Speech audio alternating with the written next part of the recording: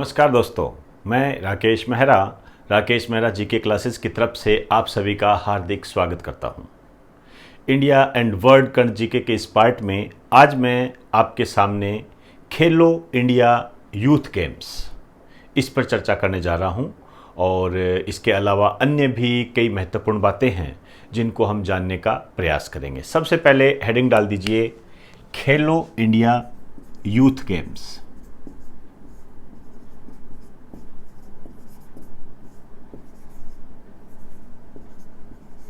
Youth games, इसको जो नाम दिया जाता है ये दिया जाता है KIYG,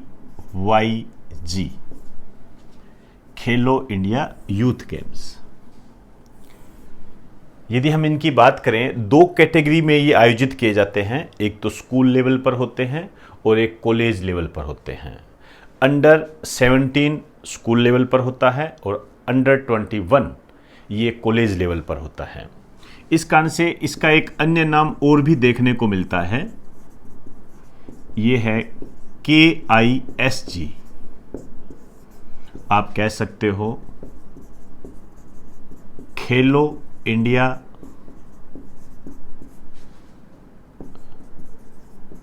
स्कूल गेम्स। इसका जो आयोजन हुआ था, यदि इसके सबसे पहले आयोजन की हम बात करें तो इसका जो पहला आयोजन है फर्स्ट, ये 2018 में हुआ था और नई दिल्ली में हुआ था।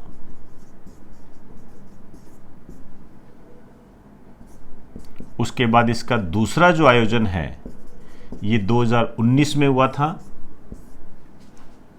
ये हुआ था पुणे में, आप जानते हो महाराष्ट्र में है ये। और इसका जो तीसरा आयोजन है ये हुआ 2020 में गुवाहाटी, असम में। और आगामी जो प्रस्तावित किया गया है, अब देखते हैं आगे क्या गतिविधियां रहती है, वो समय बताएगा, लेकिन फिलहाल ये इसकी घोषणा हो चुकी है। आगामी जो फोर्थ है वो 2021 में होगा और ये जो होगा हरियाणा में होगा। ये लेटेस्ट न्यूज़ है। तो इस लेटेस्ट न्यूज़ को मैंने पुराने जीके के आधार पर इसको जोड़ने का प्रयास किया है। इस टाइप के कई बार क्वेश्चन बन जाते हैं कि खेलो इंडिया यूथ गेम्स जो है सबसे पहले कहाँ आयोजित किए गए थे। तो नई दिल्ली में आयोजित किए गए थे और 2018 में इनका प्रारंभ हुआ था। और इन सब का जो हेड ऑफिस है ये नई दिल्ली में है। अब मैं यहां और बता देता हूं, इस गेम्स की जो कैटेगरीज है ये दो कैटेगरी है, हालांकि मैंने ऑडियो फॉर्म में अभी आपको बता दिया था। एक तो है अंडर 17 ईयर, दूसरी है अंडर 21 ईयर। इसके लिए आप कह सकते हो अंडर 70 ईयर स्कूल गेम्स और अंडर 21 कॉलेज गेम्स, इस तरीके से आप कह सकते हो। तो ये खेलो इंडिया यूथ गेम्स है, इसका आपने थोड़ा ध्यान रखना है। इसके अलावा और भी कई बातें हैं जो आपके करंट में काफ़ी महत्वपूर्ण है। एक बार आप इसे राइट डाउन करो, फिर आगामी चर्चा करते हैं।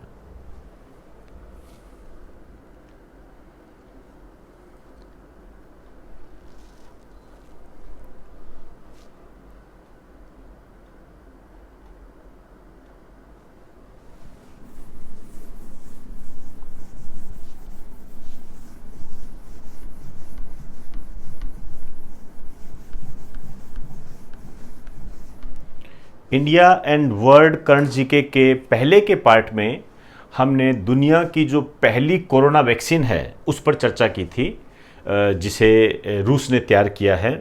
अब इसका एक और नाम सामने आ रहा है, अन्य नाम। दुनिया की पहली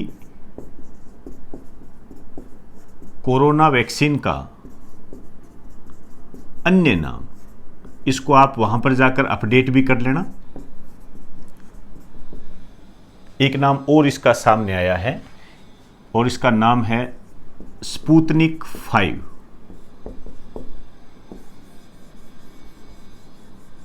स्पुतनिक 5 जो रूस ने तैयार की है, उसका एक अन्य नाम हमारे सामने आ रहा है स्पुतनिक 5। तो वहां पर जाके आप इसको अपडेट कर लेना। ये जो स्पुतनिक है वास्तव में अंतरिक्ष से संबंधित है। 1957 में का ये एक अंतरिक्ष मिशन है, रूस का है। हालांकि उस टाइम रूस को USSR कहा जाता था। तो एक लाइन लिख दीजिए नोट डाल के,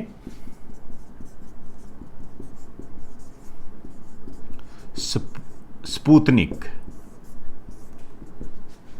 ये है दुनिया का पहला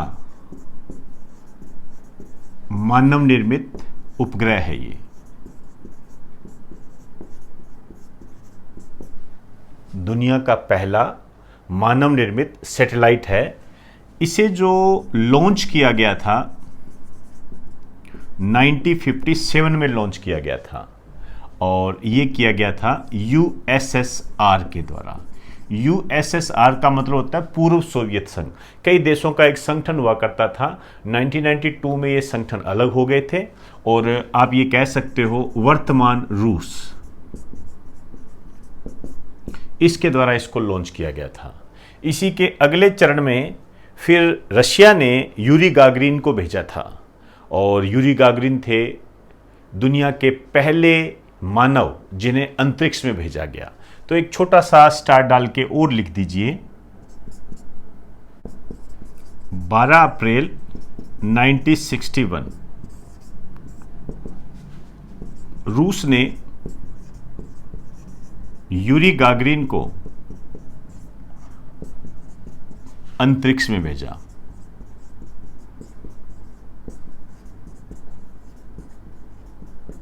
यहां पर इन्होंने अंतरिक्ष में भेजा था, रूस ने यूरी गागरिन को। अब आप देखिए यूरी गागरिन के बारे में एक छोटी सी बात लिख दीजिए। अंतरिक्ष में जाने वाला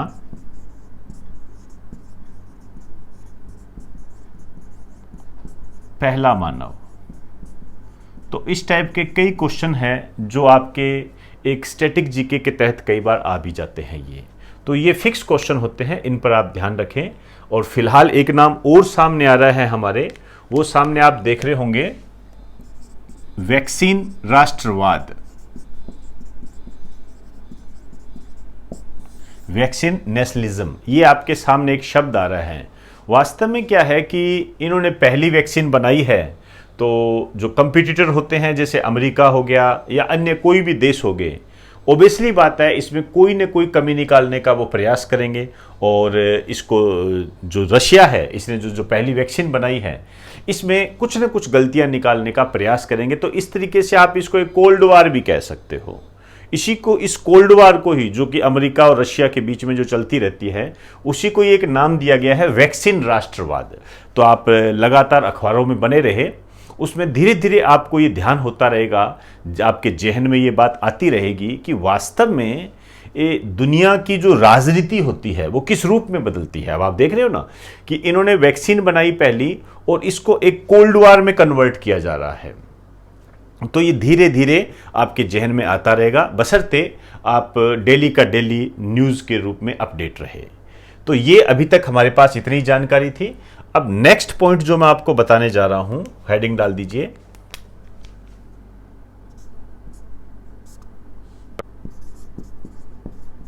कांग्रेस।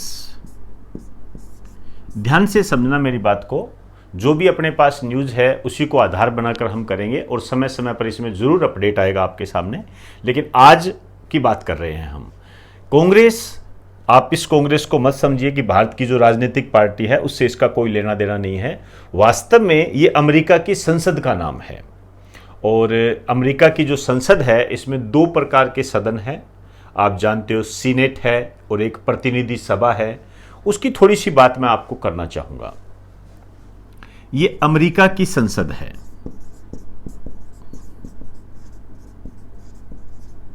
और इसके जो है दो सदन हैं।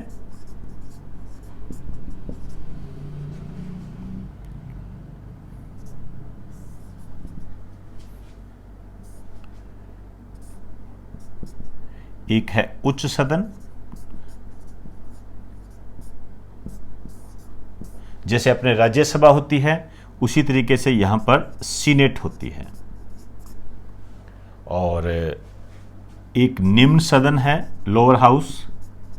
जैसे अपने लोकसभा होती है उसी तरीके से यहां पर प्रतिनिधि सभा होती है।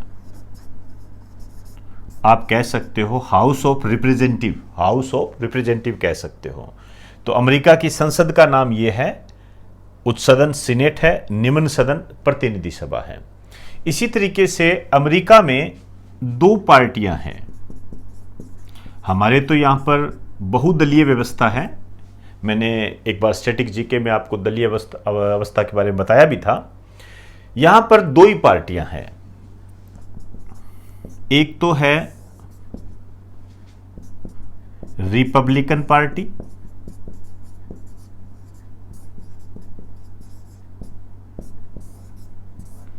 रिपब्लिकन पार्टी डोनाल्ड ट्रंप से संबंधित है। आप डायरेक्ट यहां पे लिख सकते हो डोनाल्ड ट्रंप से संबंधित। आप जानते हो वर्तमान में अमेरिका के ये राष्ट्रपति हैं।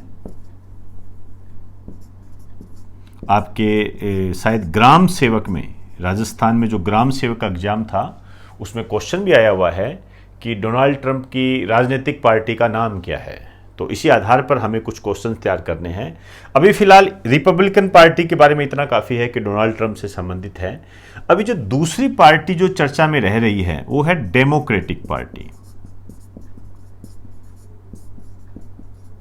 डेमोक्रेटिक पार्टी तो रिपब्लिकन पार्टी की तरफ से तो डोनाल्ड ट्रंप है, और जबकि डेमोक्रेटिक पार्टी की तरफ से राष्ट्रपति पद और उपराष्ट्रपति पद के लिए जो चेहरे हैं वो हमारे सामने आ चुके हैं। वे कौन चुनाव लड़ेगा इनके सामने। अब देखिए यहां पर आपने दो बातें ध्यान रखनी है। ये मैं किस लिए आपको बता रहा हूं, क्योंकि अभी चुनाव होने वाले हैं, नवंबर में चुनाव होंगे। तो उसके आधार पर है, वर्तमान में यही स्थिति है कि नवंबर में चुनाव हो। आगामी स्थितियां क्या बदलती है वो वक्त बताएगा। लेकिन यहां जो चुनाव होने जा रहे हैं इसके लिए जो राष्ट्रपति पद का जो उम्मीदवार है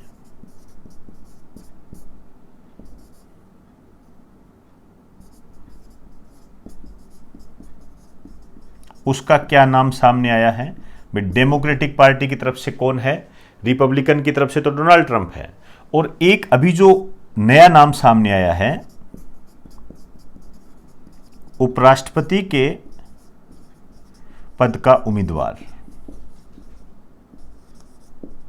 ये कौन सा, दो नाम आपने ध्यान में रखने हैं। तो जो राष्ट्रपति पद का उम्मीदवार है वो तो है जो बाइडेन,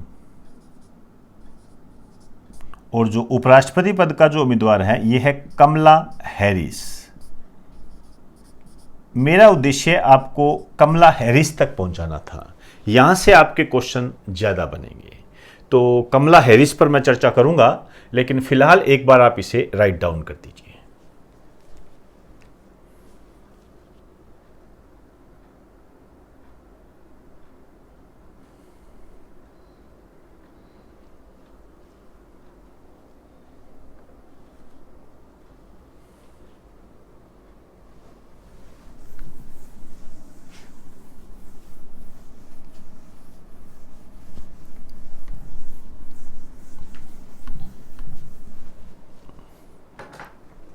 आप यहां कमला हैरिस के नीचे लिखें, मैं थोड़ा अलग लिखता हूं। इसके बारे में थोड़ी सी बेसिक जानकारी आपको पता होना चाहिए। कमला नाम है तो ये तो समझ गए होंगे कि भारतीय मूल की है ये। तो ये भारतीय मूल की अमेरिकी नागरिक है ये, पहली बात तो।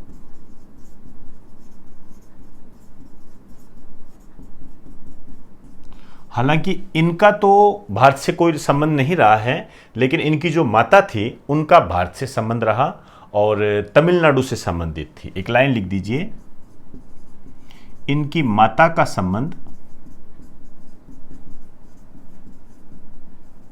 तमिलनाडु से था।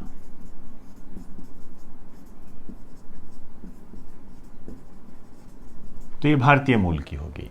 अब आपके यहां पर क्वेश्चन बनेगा कि अमेरिका में उपराष्ट्रपति पद के लिए उम्मीदवार किसे घोषित किया गया है। तो कमला हैरिस को, और यदि ये बन जाती है, उपराष्ट्रपति बन जाती है, तो फिर ये बम्पर क्वेश्चन अपने आप में बन जाता है। तो इसका संबंध डेमोक्रेटिक पार्टी से है। तो एक बार आपके नाम जहन में आ जाना चाहिए, उसके बाद जैसे जैसे स्थितियां आगे आती जाएगी आप इसको बखूबी समझते जाओगे। कमला हैरिस जो है ये 2017 में कैलिफोर्निया से सीनेटर चुनी गई थी। अब इस सीनेटर चुनी गई थी, इसका मतलब किससे संबंध है इसका? सीनेट से। तो लाइन लिख दीजिए, 2017 में कैलिफोर्निया से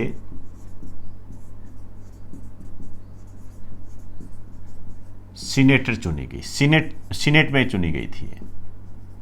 और इसी के साथ ये बन गई कि अमेरिका के उच्च सदन सीनेट में पहुंचने वाली दूसरी अश्वेत महिला। लिखिए, अमेरिका के सीनेट में पहुंचने वाली, ये तो जानते ही उच्च सदन है,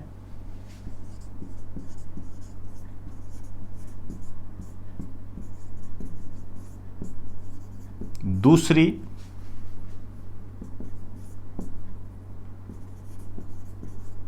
अश्वेत महिला। और एक बात और इनके साथ जुड़ती है, पहली दक्षिणी एशियाई अश्वेत, पहली दक्षिणी एशियाई अश्वेत है ये। तो ये थोड़ा 2 पॉइंट आपने ध्यान रखने हैं।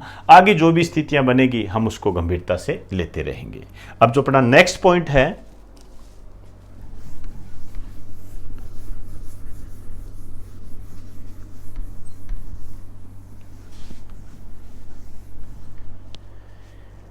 हेडिंग डाल दीजिए कैप्टन अर्जुन।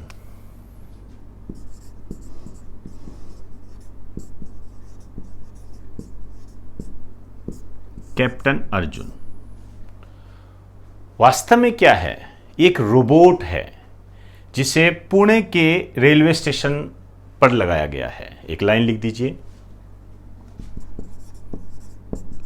यह एक रोबोट है और पुणे रेलवे स्टेशन से संबंधित है। ये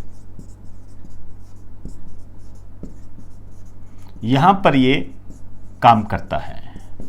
और क्या काम करता है? थर्मल स्कैनिंग का काम करता है। ये एक नाम लिख दीजिए,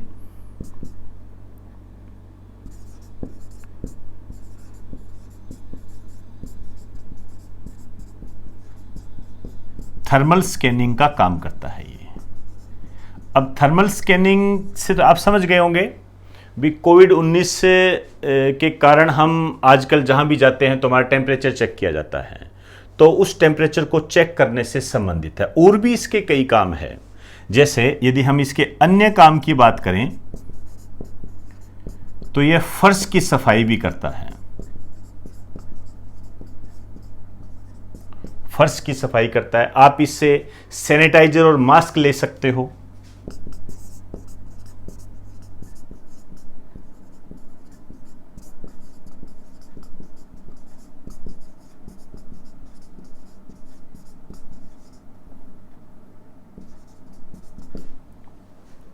एक इसके अंदर कैमरा लगा हुआ है जो कि संदिग्ध गतिविधियों पर नजर रखता है। इसमें सेंसर के साथ साथ, भाई सेंसर तो होंगे ही होंगे, कैमरा लगा हुआ है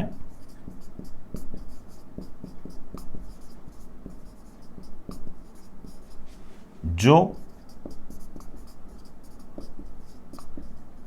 संदिग्ध गतिविधियों पर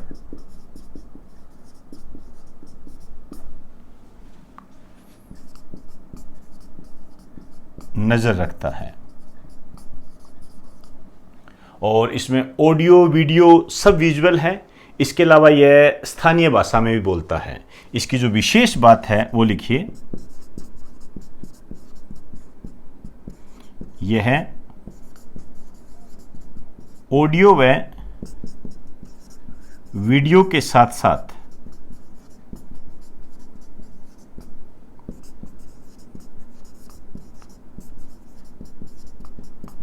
स्थानीय भाषा में भी बोलता है। तो यहां जो आपके क्वेश्चन बनता है, एक तो कैप्टन अर्जुन क्या है? रोबोट है। पहली बात तो सिंपल से सिंपल, इसे कौन से रेलवे स्टेशन पर लगाया गया है? तो पुणे के रेलवे स्टेशन पर इसको लगाया गया है और कोविड-19 से रिलेटेड है ये। आप देख लीजिए, फर्श की सफाई करता है, थर्मल स्कैनिंग का काम करता है, सैनिटाइजर और मास्क ले सकते हैं, और अन्य काम में थोड़ा सा देखें तो जो संदिग्ध गतिविधियां हैं उस पर ये नज़र रखता है, और जो लोकल लैंग्वेज है उसमें ये बात करने की क्षमता भी है इसके अंदर।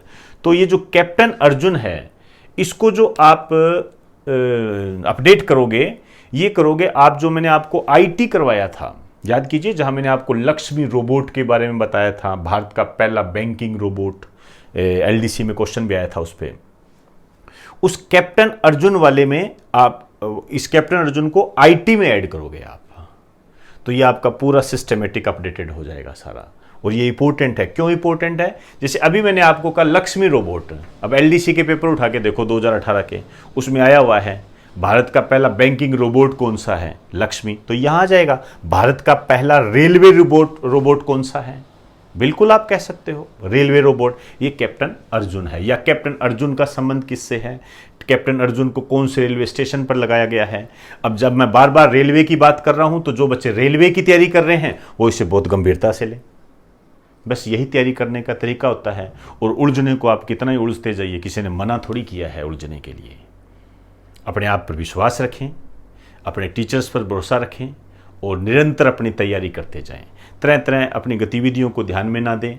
कोई भी आपके दोस्त वगैरह है, तरह तरह से आपको किसी भी बहकावे में लाते हैं या अन्य कोई भी बात करते हैं, उनको अपना काम करने दीजिए और आप अपनी पढ़ाई को निरंतर लगातार करते जाइए।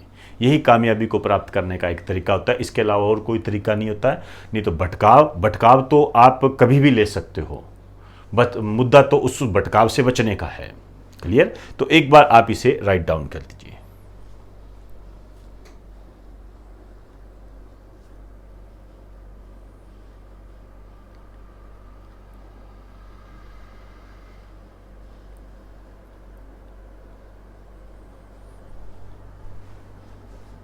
तो दोस्तों, आज हमने India and world current GK के इस पार्ट में कुछ महत्वपूर्ण करंट जीके को जानने का प्रयास किया और कुछ नए अपडेट भी किए हैं। आईटी से संबंधित अपडेट है। कैप्टन अर्जुन जो रोबोट है ये सबसे मोस्ट इम्पोर्टेंट है, ध्यान रखें।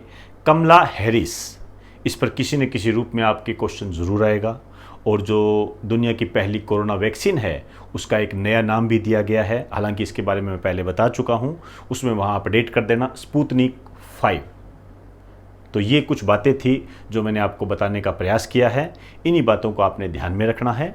अब यदि आपको ये वीडियो अच्छा लगा हो तो आप इसे शेयर करें, सब्सक्राइब करें और लाइक करें और अन्य दोस्तों को भी भेजें। इसके लिए आप सोशल मीडिया की हेल्प ले सकते हो और डिस्क्रिप्शन में 2 लिंक दिए गए हैं, वो ज़रूर डाउनलोड कर लें। तो इजाज़त दीजिए, आप सभी को मेरा नमस्कार।